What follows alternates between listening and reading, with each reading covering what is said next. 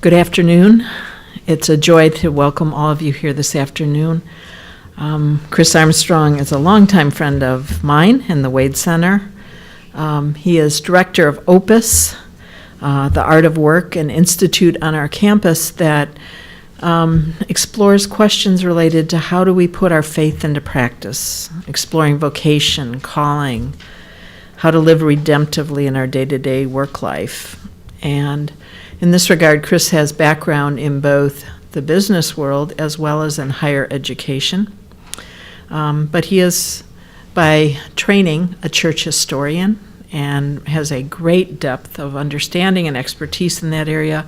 He's also senior editor of Christian History magazine and has been involved in helping the Wade Center in that way in a variety of things, most recently in this issue on the Seven Sages, which was a real gift to the Wade Center for our 50th anniversary last year that Chris spearheaded, and we continue every day to be grateful for that because it's a very good way of communicating to people why the 7 Wade Center authors are still relevant in today's world.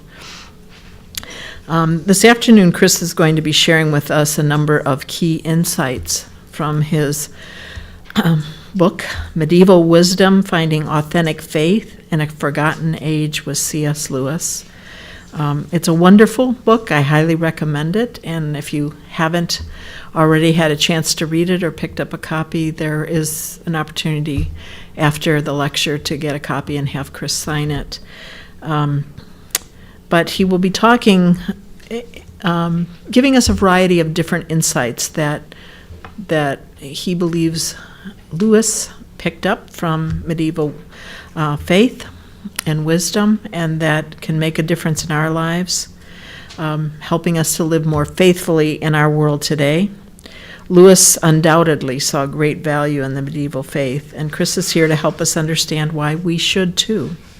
Please welcome Dr. Chris Armstrong speaking on the intuitive medievalism of C.S. Lewis.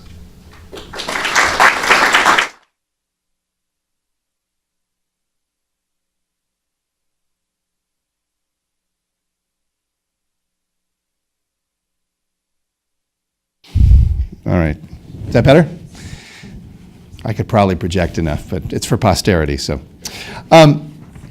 This will be a bit of a teaser. I can't really get into all of the 8 themes in the book. You'll see them on the handout there. What I'd like to do is to introduce Lewis as I use the phrase, an intuitive medievalist, and then touch on the first of these 8 themes, which is the theme of tradition. In what ways was he intuitively medieval or medievalist in his approach to tradition? So let's jump right in. Old school evangelicals used to say of C.S. Lewis, he smokes, he drinks, and yet he's a Christian. In today's more culturally accommodated church, such habits are more easily forgiven, even embraced, not always to our benefit. But there is still an aspect of Lewis that modern Christians and modern Protestants in particular sometimes just don't know what to do with, and that's his thoroughgoing, if selective, medievalism. Lewis, like many in his close circle and many of his influences, was a medievalist professionally. Some in the circle were also professionally medievalist, others were not, but each found in the medieval world a potent antidote to the malaises of the modern world. This is indeed a head-scratcher for American fans of Lewis. What has New York City to do with Camelot? What has 9/11 to do with the quest for the Holy Grail? We may love the neo-medieval tales of Lewis and his friends, Lewis's Narnian Chronicles and Ransom trilogy with their medieval cosmology and morality, Charles Williams's spiritual thrillers with their Dantean theology of love and personal sacrifice, Tolkien's Hobbit and Lord of the Rings trilogy with their heroic chivalry and deep affection for tradition, and Dorothy Sayers's mystery plays and novels, detective novels even, that have a real orthodox theological underpinning. MacDonald's Gothic novels and fantasies for adults and children with their deeply human understanding of sin and suffering, and Chesterton's quirky novels and Father Brown's short stories with their clear-eyed Christian responses to modern philosophical materialism. All of those were deeply influenced as well by medieval ideas and medieval faith. And I thought at one point when I started writing this book that I'd get them all in, but Lewis takes a lifetime by himself, and so I had bitten off more than I can chew. But these are just stories after all, aren't they? The ones that I've just named. Really fantasies about a lost time, right? To set out to learn from people, I'm talking about Lewis and his friends, who don't just insist on reveling in the world of the Middle Ages, but who actually believe it holds the key to a saner and more faithful life today. Well, can people who really think in seriously medieval ways about modern problems really help us? Today, let's examine Lewis's own medievalism, in particular his very medieval reverence for tradition, and let's see if we can assess its value for us now. Is this actually a medievalism for modern Christians? Lewis's academic career was always multifaceted, including study and writing in classics, philosophy, literature, and literary criticism. His most substantial scholarly book is on 16th century English literature. Anyone have that book? I have it. Now, anyone read it all the way through? Close, very close. All right, excellent. But he's more than a professional medievalist. The center that held all the rest together, from his early allegory of love to his late discarded image, was certainly the Middle Ages. But his interest in the medieval, again, was much more than professional. I would argue that it was, in fact, intuitive. And let me try to tease out that term a little bit. That term might actually mean several things about Lewis's interaction with medieval culture and literature and faith.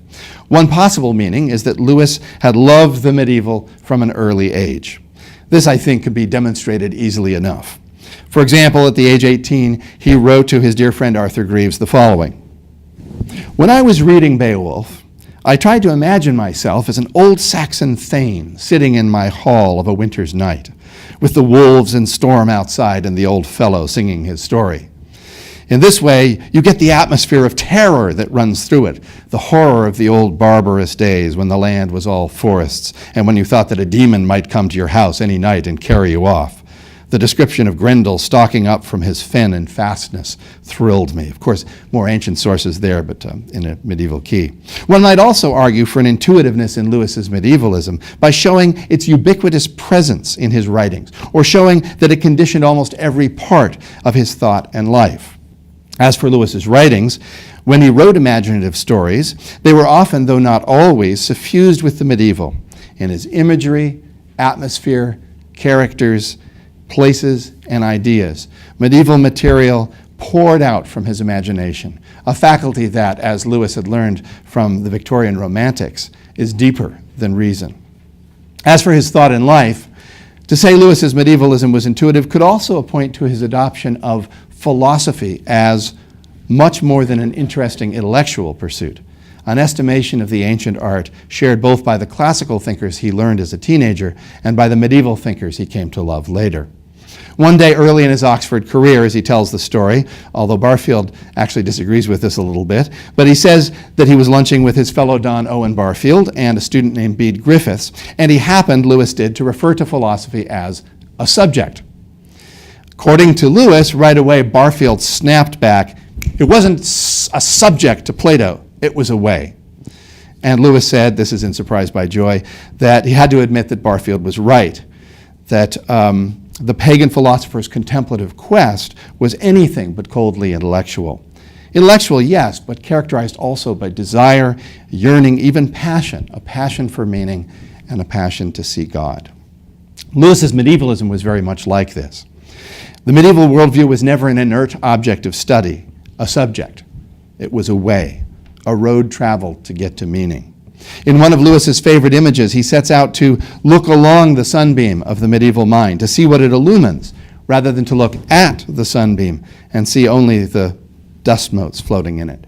To use the technical terms Lewis borrowed to describe this difference, he enjoyed medieval values for the ways they helped him see the world, and so did not just contemplate them as objects in and of themselves.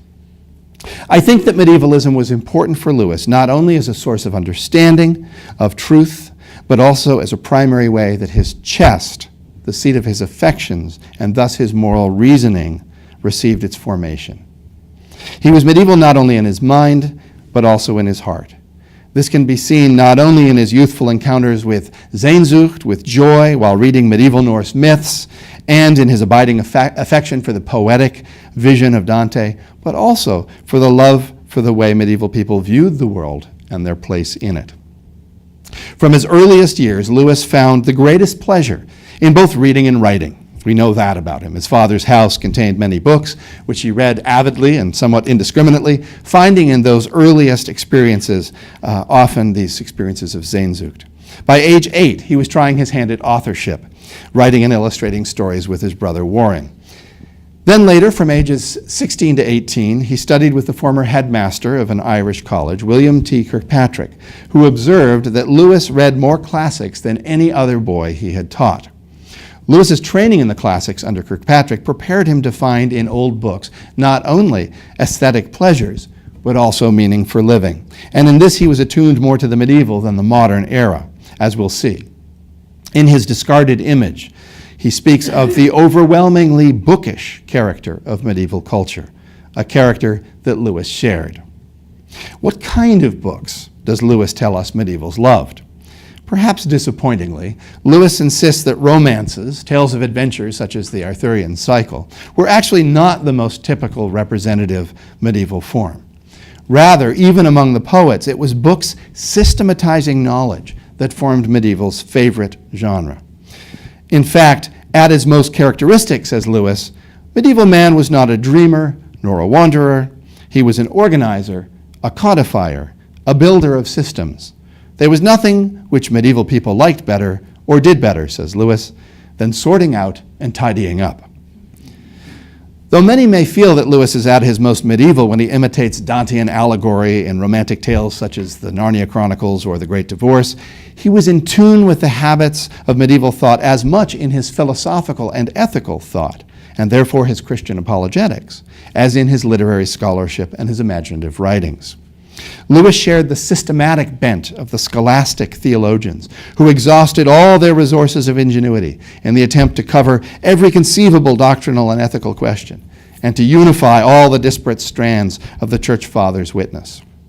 Perhaps it is in such works, then, as his English literature in the 16th century, which is based on voluminous reading, supposedly read everything in English for that entire period, and intensely systematizing thinking. Perhaps it was in that kind of work that Lewis is actually the most medieval. But let's turn the corner here for a moment. What did Lewis really think of the work of those medieval systematicians, those scholastic theologians? In a word, he defended that thought. In the aforementioned English literature in the 16th century, which was written for the Oxford History of English Literature series, Oxford History of English Literature, oh hell, as he would say in his letters to friends, Lewis censures the Reformation-era humanists for their anti-medievalism, which included a liberal dose of anti-scholasticism. Lewis accuses the humanists who would inform the Reformation, especially Calvin, a little bit Luther, although Luther was at odds there, of undertaking a war against ideas. And this charge strongly implies that he himself found in the humanist scholastic targets some worthy intellectual substance.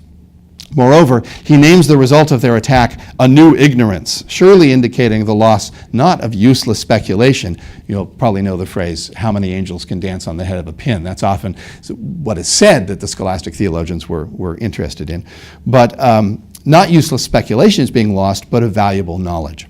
Indeed, Lewis offers such a forceful and complete defense and rehabilitation of the scholastics, and such a thoroughgoing scolding of their enemies, that, as Dennis Danielson says, he fell into the trap of countering caricature with caricature, oversimplification with oversimplification, as when he used of the humanists such jeering epithets as Philistine and obscurantist. One suspects that what led Lewis to such incautious polemical overstatement was that he had embraced the medieval, not only intellectually, but also affectively. Thus, like a knight defending his lady's honor, he leapt to his feet, swinging the keen blade of his rhetoric at her enemy with broad strokes, both energetic and, again, at times, indiscriminate. This heartfelt commitment may well have emerged from the distinctive mode in which Lewis, in general, approached the past. That is, as a sort of genial docent who studies and imaginatively indwells the mindset of each period, complete with its thoughts and feelings and circumstances, and so that he can paint them vividly in his own writing, ushering his readers into an intimate experience of the alien worlds of the past. Out of Lewis's continuous immersion in historical writings and themes emerged not just a skillful scholar of the Middle Ages, but also an experiencer and even a reenactor of that age. He was indeed, as he argues in his Cambridge address, De Descriptione Temporum, a specimen who identified at the deepest level with the period of his expertise. But what about the substance of that period's theology? A good example here is Lewis's advocacy for natural law. Gilbert Mailander notes how deeply Aristotelian are the roots of Lewis's understanding of morality. This he bases on Lewis's understanding of character formation, moral education, and the training of the emotions. Again, the chest is the image he uses. All of this is captured in that image in the abolition of the man. The head, he insists, rules the belly through the chest. Or in other words, reason disciplines appetites through the trained emotions. Lewis makes it explicit that this is an older morality. This is a quote from Lewis. For the wise men of old, the cardinal problem had been how to conform the soul to reality, and the solution had been knowledge, self-discipline, and virtue. Natural law is, of course, both a classical and a medieval idea. But since Lewis's particular formation of morality is distinctively Christian, he insists that we need moral training to overcome the distortions of sin, one may take Lewis to be closer in this to the moral thought of Augustine and Aquinas than to strictly classical morality. Having become convinced of the objective reality of natural law, Lewis set out to teach it to others. Certainly he did this in both The Abolition of Man and Mere Christianity, as well as in other shorter essays. He also taught morality by telling stories. If you've read That Hideous Strength in the Ransom trilogy, he says that it is a tall tale of devilry, and he also says it is based on the argument that he made in The Abolition of Man. And that storytelling way of communicating moral reality is consistent with his Aristotelian understanding that morality is best communicated by demonstration and imitation. But it also drew from the medieval Christian tradition of didactic fiction, which is itself influenced by that Aristotelian tradition. The best and most extended example of this in Lewis's imaginative writings are, of course, his Narnia stories.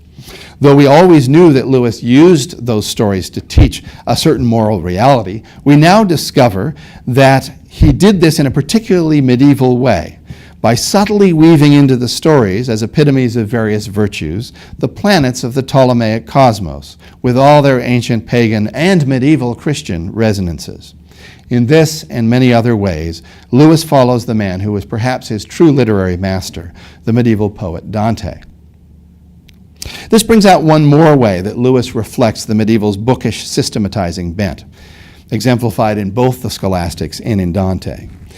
As they created their compendia of knowledge for their readers, medievals syncretized gleefully. That is, they cared little about whether great truths had first been discovered and expressed by Christians or pagans, ancient pagans. Christianity always provided the framework for truth, but within that framework one might fit all the best thought of the pagans, as Christian thinkers had been doing ever since Justin Martyr and Clement of Alexandria in the 2nd century and into the 3rd.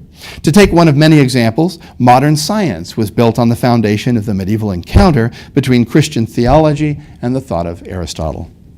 Lewis, too, felt more affinity to a thoroughgoing pagan person pursuing virtue by pagan lights than to a post-Christian modern, and he returned again and again throughout his writing life to the wisdom of the ancients. The possibility that the Chronicles of Narnia may, if we believe Michael Ward, hang on this elaborate secret scaffolding of pagan planetary mythology, or that the Abolition of Man and Mere Christianity ransack Aristotelian virtue ethics and natural law theory, or that Lewis's favorite of his own novels, Till We Have Faces, is a reworked pagan myth. None of this, for Lewis, contradicted his Christianity. Like medievals from Boethius, who we'll come back to later, and the Beowulf author, to Dante, Lewis was a happy syncretist, at least in the medieval sense of plundering the Egyptians for usable material while maintaining a firm Christian intellectual framework. Now, Lewis's was not simply an intellectual medievalism. One of the places where his medievalism touched his heart most deeply was in his Christian conversion and subsequent devotional practice. Though at times more low church in his worship, Lewis increasingly, as he grew older, turned to the early and medieval Catholic traditions revived and preserved in high church Anglicanism.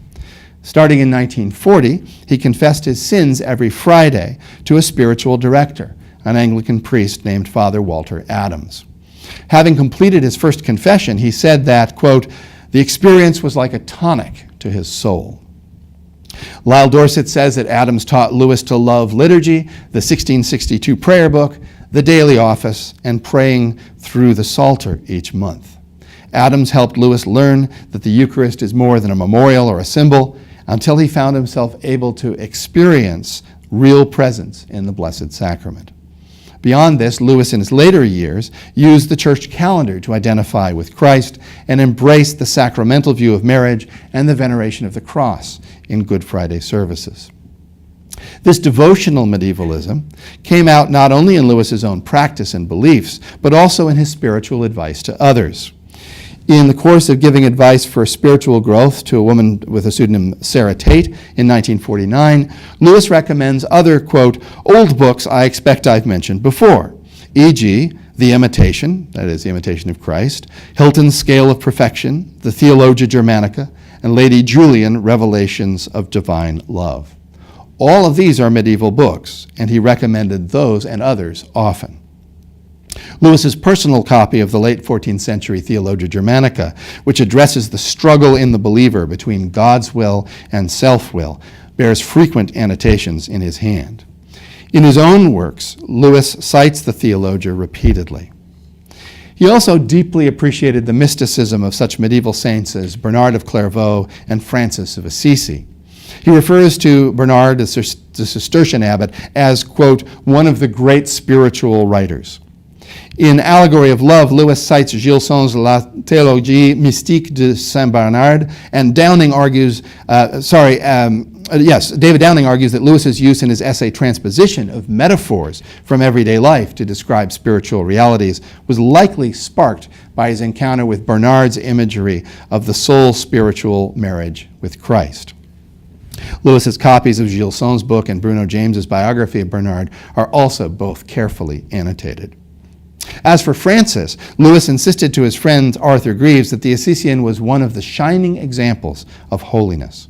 He loved the friar's gentle spirit and profound love of nature, and was so taken with Francis's habitual moniker for his own physical body, Brother Ass, that he sometimes used it as a sign-off in his own letters.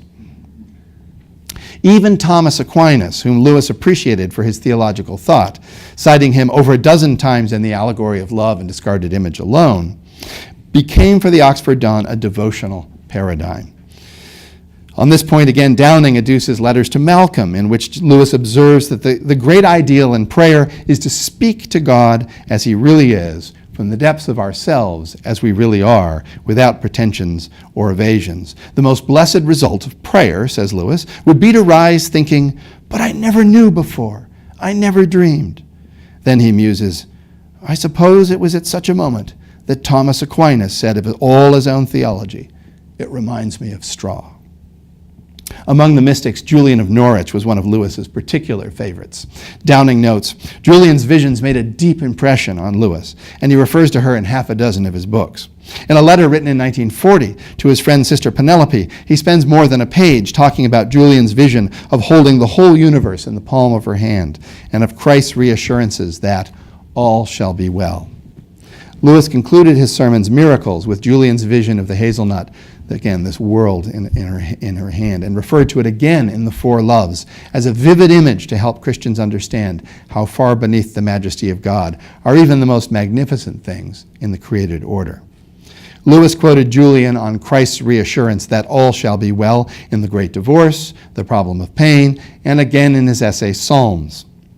Clearly, Julian is the sort of person Lewis had in mind when he described mysticism as wonderful foretastes of the fruition of God vouchsafed to some in their earthly life.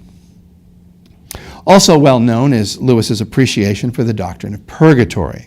In Letters to Malcolm, he writes, "I believe in purgatory," though he qualifies this by agreeing that the reformers had been right to oppose the Romish doctrine concerning purgatory as it had then become. That's his quote. Lewis loved instead the portrayal of purgatory found in Newman's poem, The Dream of Gerontius, in which, quote, "the saved soul at the very foot of the throne begs to be taken away and cleansed. It cannot bear for a moment longer with its darkness to affront that light." He once wrote to his friend, again, Sister Penelope, "Look me up in purgatory." Lewis clearly absorbed much of medieval Western practice in his own devotional life, drawing the line only as such Roman Catholic practices as saying the Hail Mary or praying the Rosary. Early on, as he struggled toward conversion, Lewis also appreciated both the asceticism and the aesthetics of the Middle Ages. The spiritual aesthetics, the beauty of Dante's Commedia, continued to influence his thought and writings to the end of his life, as well as, again, the grandeur of scholastic theology from which Dante drew. In a 1930 letter to his friend Arthur, he describes the Paradiso as, quote, "feeling more important than any poetry I have ever read." He found in Dante's crowning cantica a blend of complexity and beauty, very like Catholic theology, wheel within wheel, but wheels of glory, and the one radiating through the many. Lewis's love of concrete and common things, trees, mountains, weather, was not just aesthetic, but sacramental. He wrote, "Every created thing is, in its degree, an image of God, and the ordinate and faithful appreciation of that thing a clue, which, truly followed, will lead back to him." He lamented the sapping of the medieval spirit from the world, and then from humanity, resulting in the abolition not only of the spiritual dimensions of the material world, but also of the very spirits of human beings. We can observe, Lewis writes, in the preface of another author's book, a single one-way progression. At the outset, the universe appears packed with will, intelligence, life, and positive qualities. Every tree is a nymph, every planet a god. Man himself is akin to the gods. The advance of knowledge gradually empties this rich and genial universe, first of its gods, then of its colors, smells, sounds, and tastes, and finally of solidity itself. As these items are taken from the world, they are transferred to the subjective side of the account. The subject becomes gorged, inflated, at the expense of the object. But the matter does not rest there. The same method which has emptied the world now proceeds to empty ourselves. The masters of the method soon announced that we were just as mistaken when we attributed souls or selves or minds to human organisms as when we attributed dryads to the trees. This process of reduction of the world and reduction of ourselves, says Lewis, has led us from the living universe where man meets the gods to the final void where almost nobody discovers his mistakes about almost nothing. One scholar imagines how Lewis's heart must have ached, having reconstructed the heavens of medieval man, filled with life, light, and music, to now live as one born out of time in the final void of the modern space age. Let us then follow this genial docent back through the mists of time to the medieval era of the Christian faith. Few guides could serve us better than the eccentric genius who in many ways resonated more with that period than with his own. C.S. Lewis's affection for the medieval era and the ways he absorbed its lessons will also help us to understand and benefit from medieval Christians' love affair with tradition and theological inquiry, their grounded and detailed moral code, and the compassionate ministry it underwrote, the sacramental understanding of creation, their emotion as they approached the divine, their sense of how the incarnation lifted up their own humanity, and the ways they disciplined that humanity to keep their hearts fixed on God. Now, as I pause for a drink, my water is still here, having teased out Lewis's heartfelt medievalism and recommended him as an excellent guide to medieval wisdom that can help us today, Let's look at just one area in which the modern church needs that wisdom, this area of tradition. The situation of modern Christians today, vis-a-vis tradition, dates back to C.S. Lewis's day and before.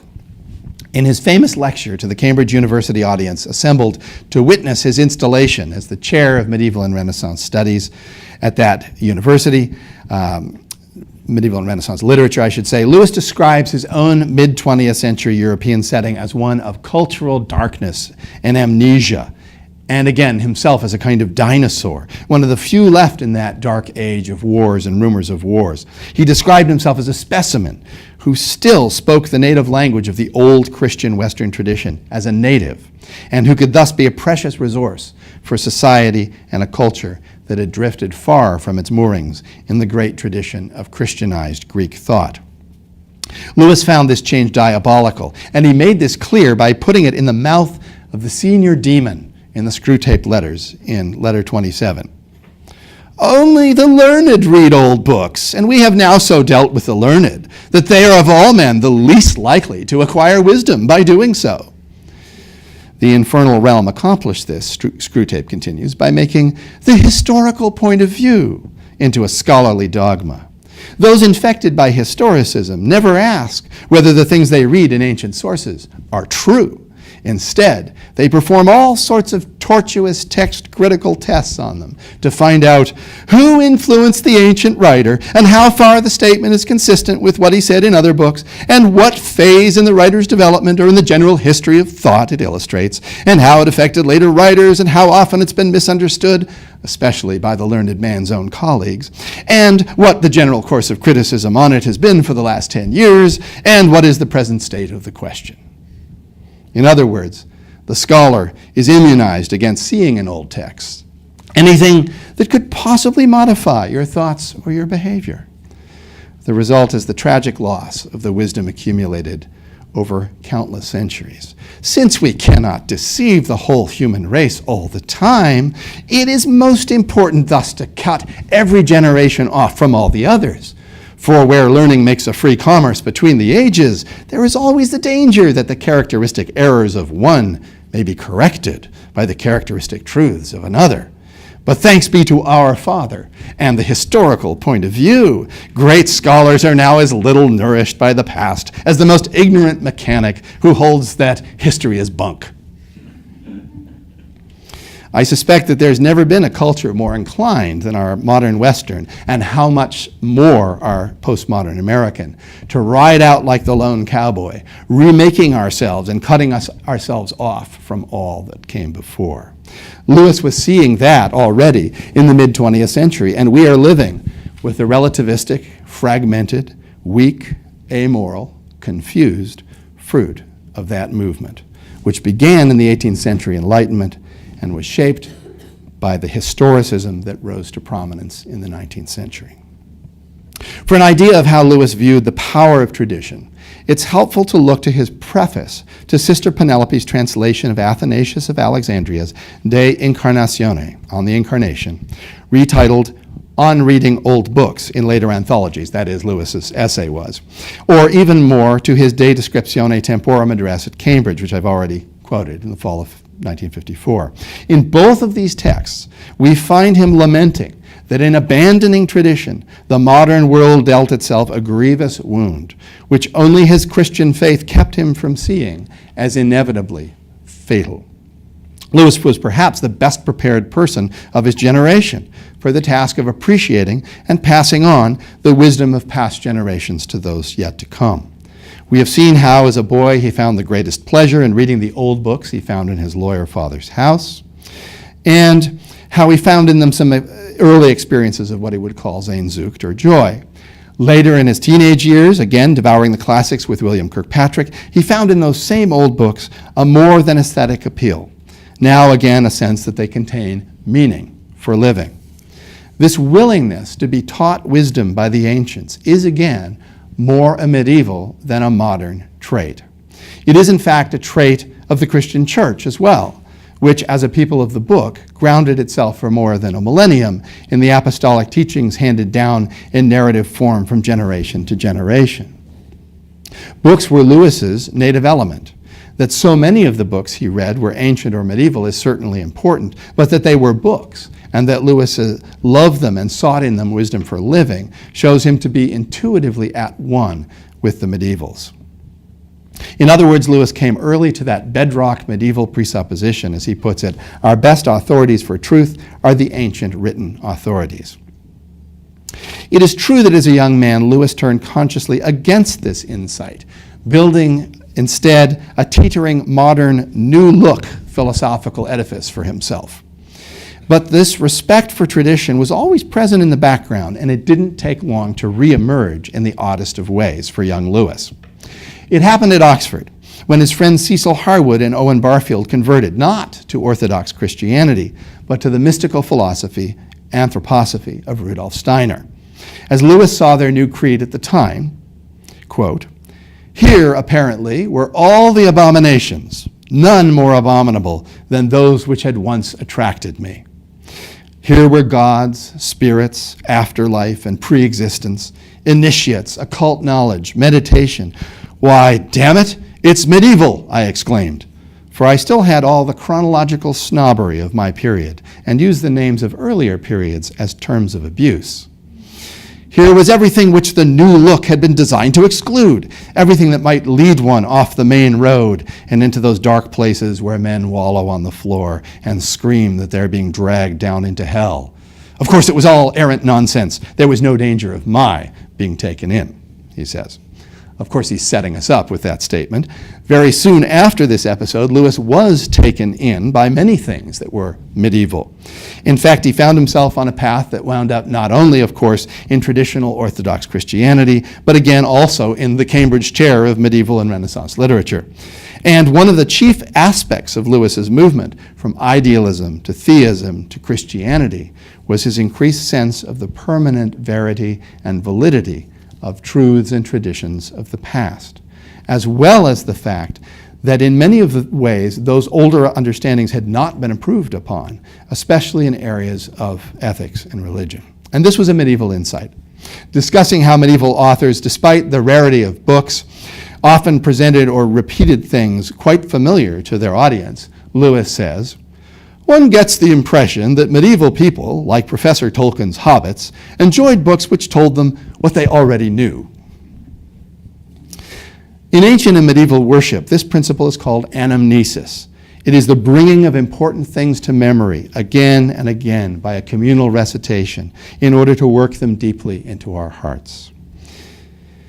In the ensuing Great War, as he called it with Barfield, Barfield's responses to Lewis's violent arguments against Steiner's teachings made short work, said Lewis, of what I have called my chronological snobbery, the uncritical acceptance of the intellectual climate common to our own age, and the assumption that whatever has gone out of date is on that account discredited.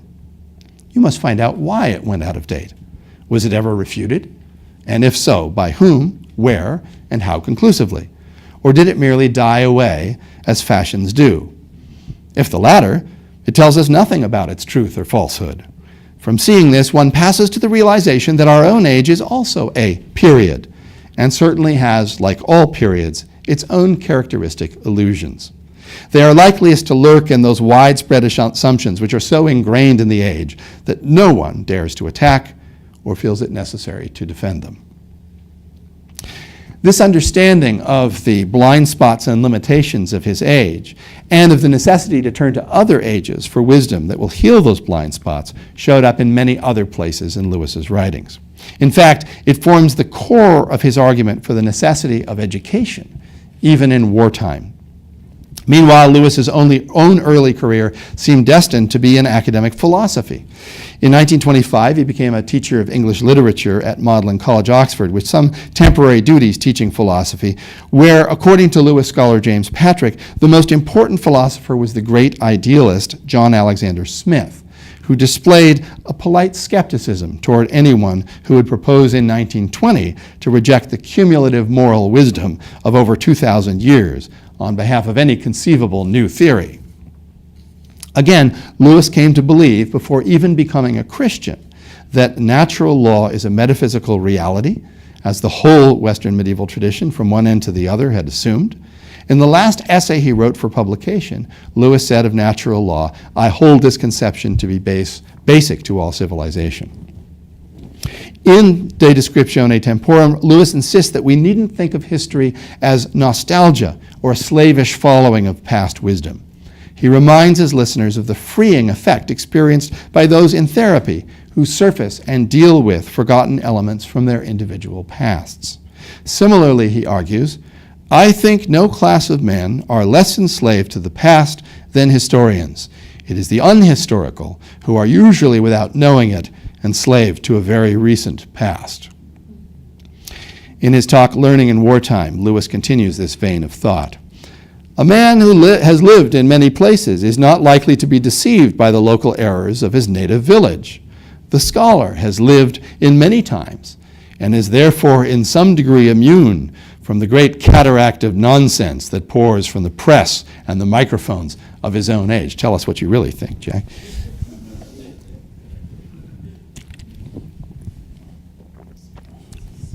As Christians and citizens, we must, Lewis insists, acquaint ourselves with the old books.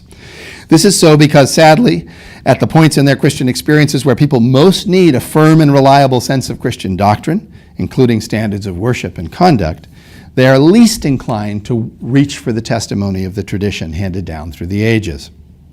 This was true in Lewis's day as it is now. Wherever you can find a little circle, a little study circle of Christian laity, Lewis observed, you can be almost certain that they are studying not St. Luke or St. Paul or St. Augustine or Thomas Aquinas or Hooker or Butler, but Mr. Berdiev or Mr. Maritain or Mr. Niebuhr or Miss Sayers or even myself. This, says Lewis in his introduction to St. Athanasius, again, Penelope's translation, is backward. The older books are flat out more valuable. A new book is still on trial, and the amateur is not in a position to judge it. It has to be tested against the great body of Christian thought down the ages, and all its hidden implications, often unsuspected by the author himself, have to be brought to light. The only safety is to have a standard of plain central Christianity, mere Christianity, as Baxter called it, which puts the controversies of the moment in their proper perspective. Such a standard can be acquired only from old books. Our modern biases, on the other hand, create a sort of blindness, which is only fed and increased if we read nothing but modern books. We must, says Lewis, keep the clean sea breeze of the centuries blowing through our minds, and this can only be done by reading old books. Lewis was not content just to stand on the sidelines of modern discussions about Christian theology and lob in the occasional reminder of tradition. Again and again in his essays, stories, and letters, he insists that apart from tradition, we are adrift in the errors of our own age. Indeed, soon after his 1931 conversion, this compulsion became a full-blown vocation for the Oxford don and lay theologian. He became a public intellectual, a conduit to past wisdom for an amnesiac age. It was a vocation he shared with one of his favorite writers, who was also one of the most influential thought leaders in the whole medieval period, a man who wrote as the Roman Empire was crumbling around him and attempted to preserve Christian as well as Greek philosophical truths for a time in danger of losing its inherited wisdom. In 1962, the Christian Century magazine had asked Lewis the question, "What books did most to shape your vocational attitude and your philosophy of life?"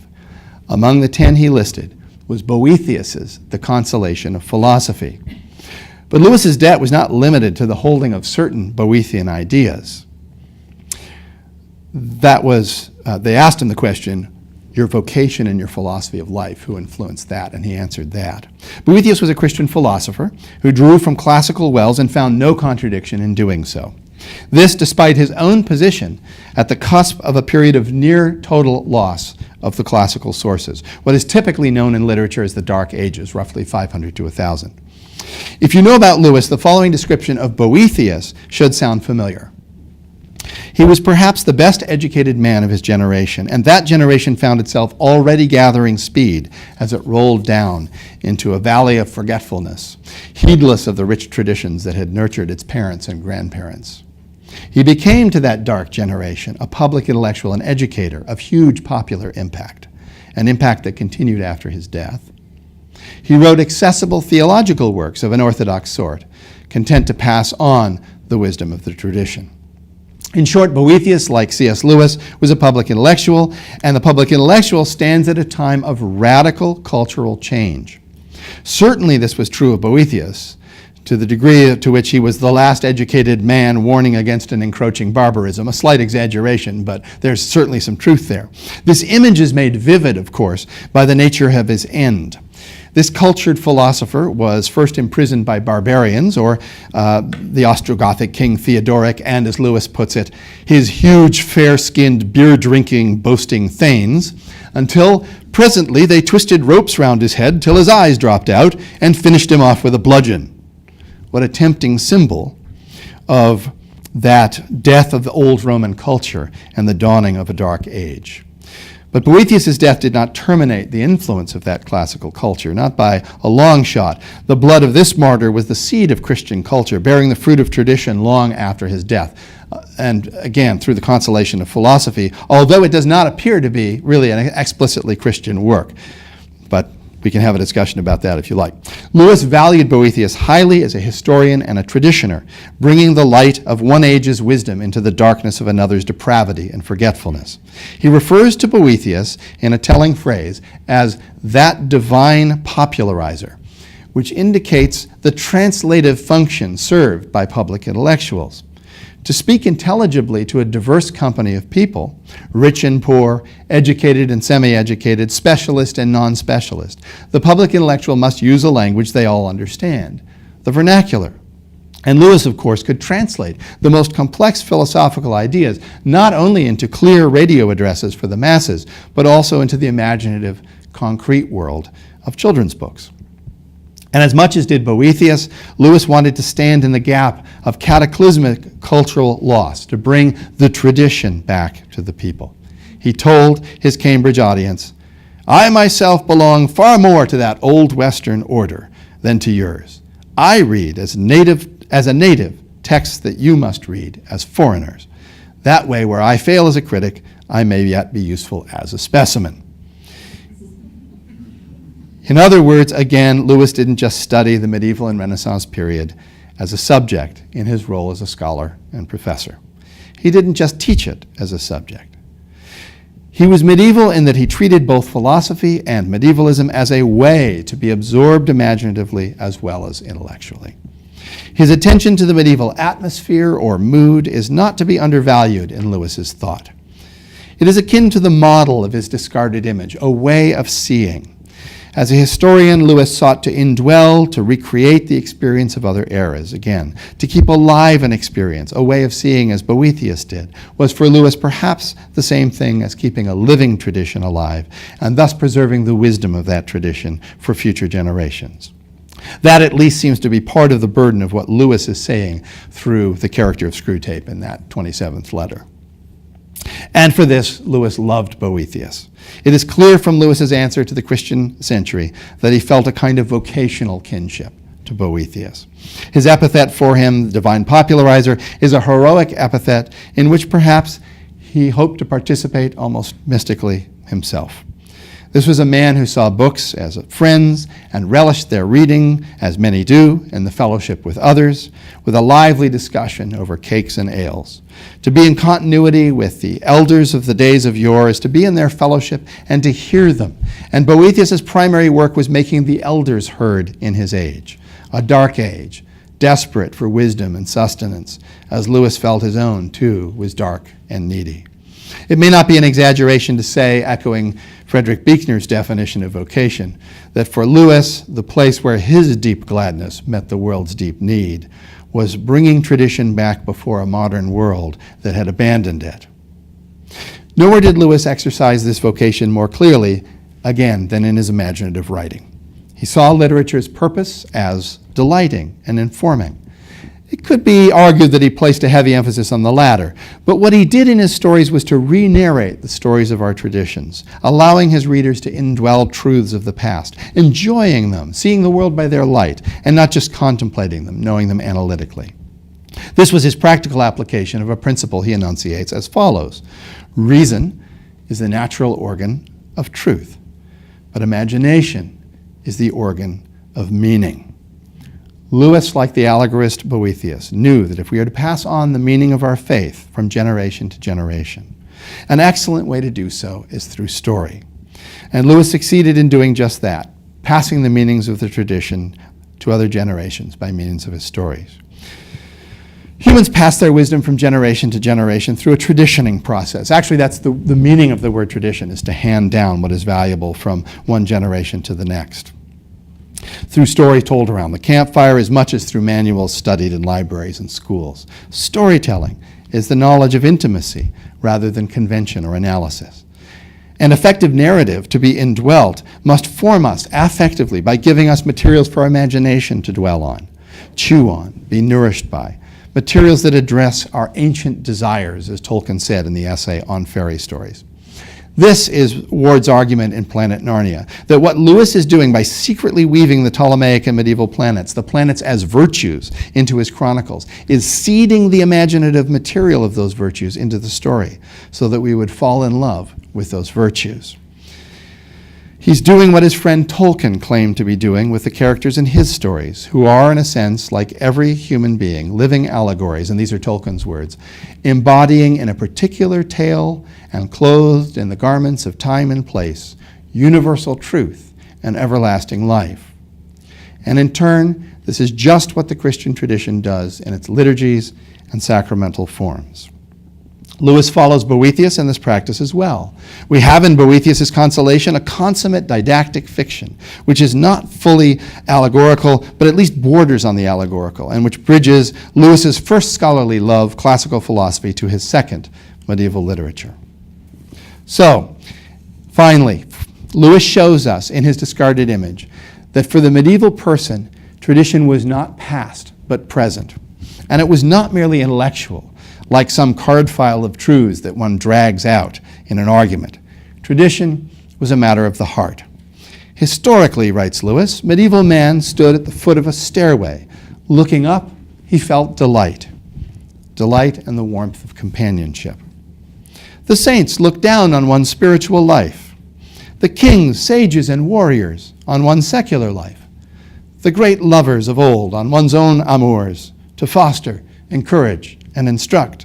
There were friends, ancestors, patrons, says Lewis, in every age. One had one's place, however modest, in the great succession. One need be neither proud nor lonely. In other words, the medieval person actively belonged to a family that stretched far back in time. That family was constantly recognized. It was recognized through the cult of the saints, through prayer for the intercession of the saints, for prayer for those who were in purgatory, a belief that itself developed out of the ancient Christian practice of praying for the dead at every service. The family also shines out in a pair of terms medievals used for the church. Both referred to the same church, but there were two parts of the body of Christ. The church militant, those still on earth, fighting the good fight, and the church triumphant in heaven, who are cheering for those who are still on earth. For medievals, the church triumphant was still very much a part of the church militant and vice versa. And we have access to them as mentors, guides, intercessors. So what we have is not just a legacy of doctrine, a legacy of intellect, but also a legacy of love. And it was in his vocation to pass that legacy to us moderns that Lewis was perhaps most thoroughly medieval. Thank you.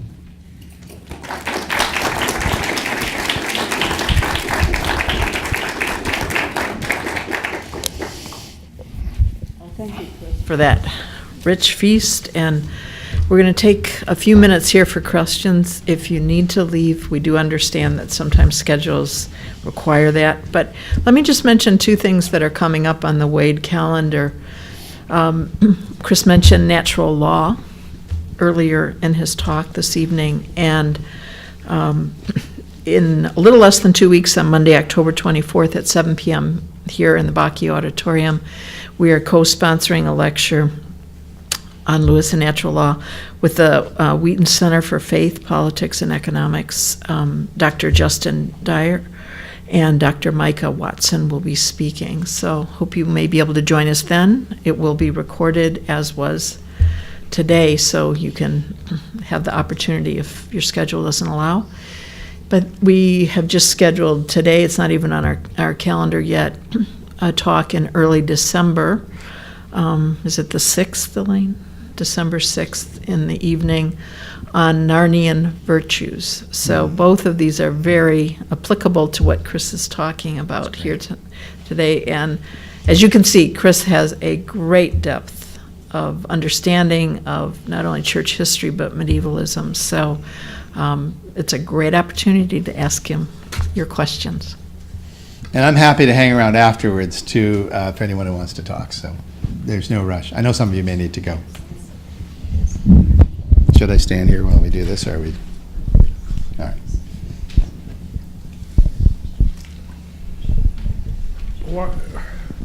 Why did he consider his own age a dark age? Right. Many reasons. I think he was looking at probably the sexual revolution that was already, we think of the 60s and 70s, but already in the 20s and 30s there was a sort of loosening of morals. There was a wartime kind of almost hysteria. A lot of times his target is science or scientism, and it is this draining of the sort of significance of the world. He talks about the medieval world as having this tingle of anthropomorphic life, and it's just by seeing space, for example, as simply black and empty, you remove the sort of wonder of God's glory reflected in even in the cosmos, which we sometimes still experience, right? If we're out on a late night looking at the stars, there's something that can come over us. But he charged that the sort of scientific or maybe hyper-scientific tendency was to bring us back to this sort of mechanistic universe in which we're nothing but bunches of atoms. So those are a couple of ways that I think he would have seen this as being a dark age. It's a very telling moment in the first book of the Ransom trilogy when Ransom looks out the window of the little spaceship and sees not the blackness of space that he'd been led to believe he would see sort of by modern science, but this sort of wonderful, pulsing, radiant kind of reality. And I think Lewis really did bemoan the loss of that. Sure.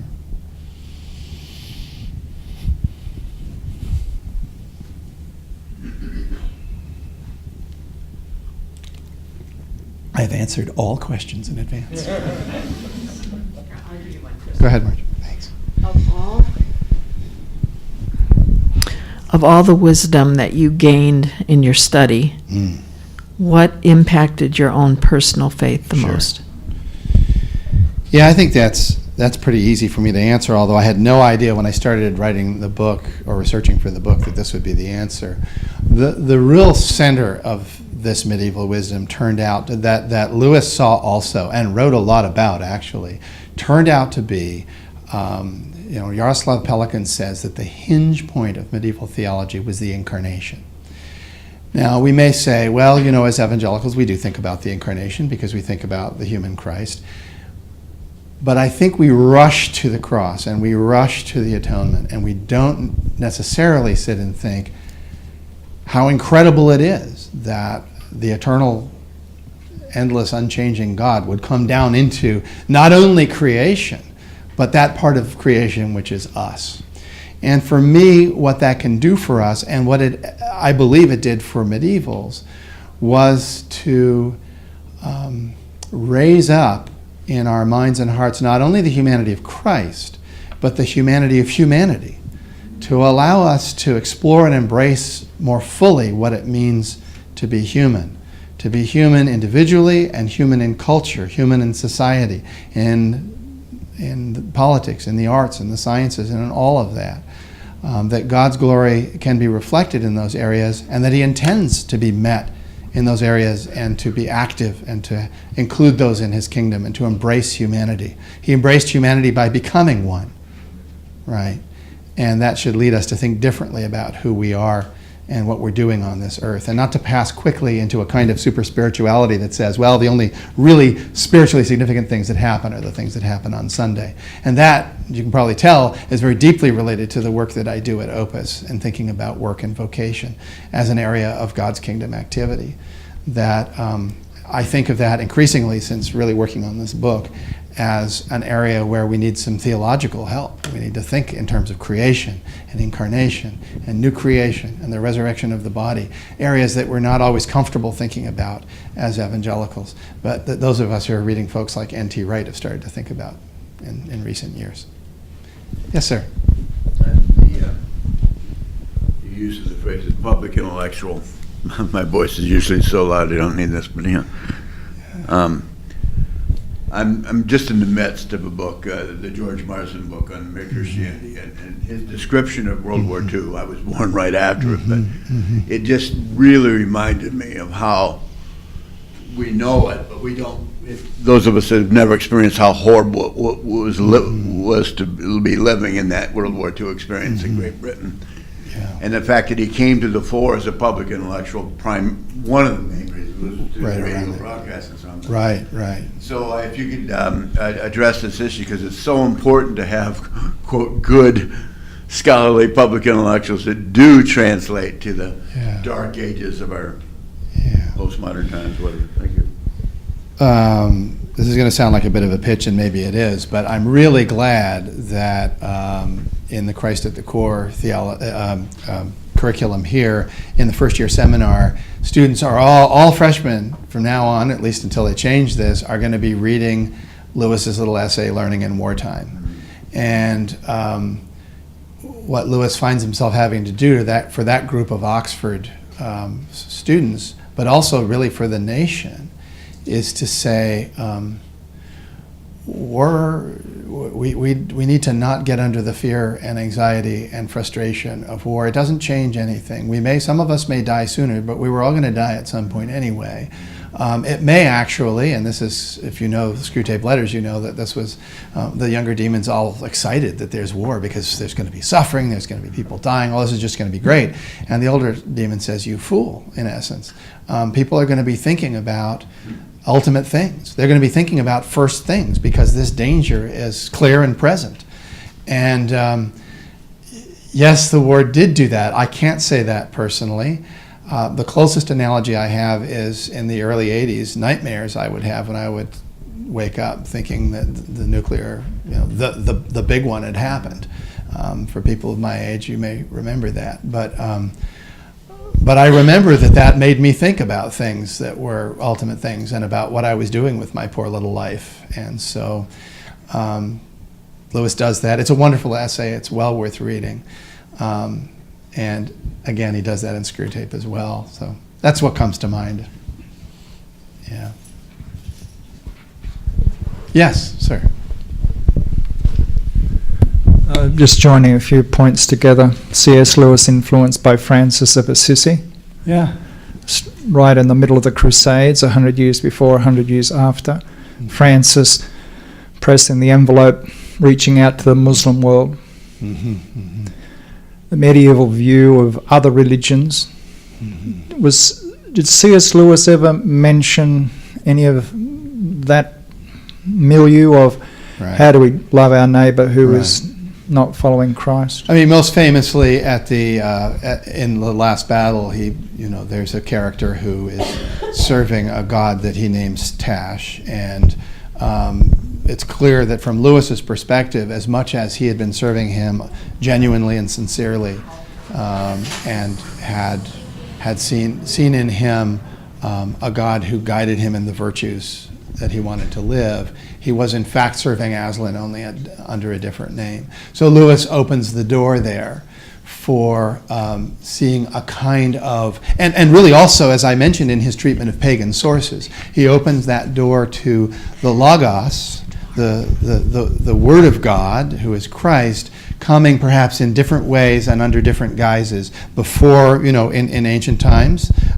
to the classical philosophers, and possibly also to people in other religions. So I think he really does open that door. Yeah. I see it's a couple of minutes after 5. Please continue, but I do want to say that don't feel bound, again, to stay here. Yes? This is just sort of a personal reflection. Yeah. I'm just amazed that I would have been listening to this program on the way out here and then hear what you had to say, because I was listening to Relevant Radio. I cannot tell you who the scholar was who was talking about it, but he was talking about what one of the candidates, who will go nameless, was saying about how, well, now you'll know who I'm talking about, how she would choose Supreme Court justices. Right. And she said that she would choose people who knew how to live in the real world so that decisions could be made that reflected the way we were living today. And it just gave me the chills to hear that the wisdom of the Constitution. Right. Anyway, and then to hear you talk about Lewis and, going back to wisdom and tradition was amazing. Well, gosh, I'm glad the Holy Spirit used that for you in that way.